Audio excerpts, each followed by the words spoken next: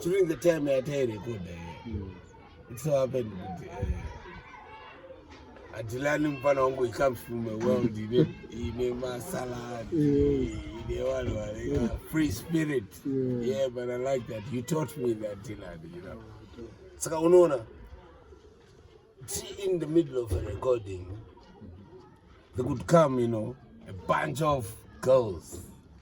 Not these girls. They would come in the studio. Yeah. You're in the spirit of recording now. Yeah. Good deliver. You know, hugs and all, you know. You mirror the producer mirror, you know. You get back to the spirit get the spirit back. So nobody would Dylan.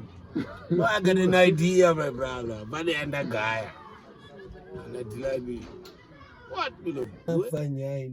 I didn't know Zakara Zatzika. I'm doing it.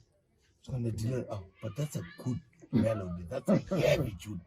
Oh, don't look at the tune. You need to go back on to get a tune. Conquer to see what I'm going to do. I'm salad. Check out this, you know, blood. But sure, little did I know the song you and they just don't give a willow much. And how long did it take for you to finish and then bring the other parts? It all happened just like that in the studio. And you know, song we have to Buddha. Only to realize that even now, it is one of Zimbabwe's greatest jazz songs. Yes. That was my first song. Album was Mateo and Friends. Do you know the introducing Willom Tight on vocals? That was my first song. I'm doing vocals, controlling vocals, jazz, coming from reggae, dancehall, you know, world.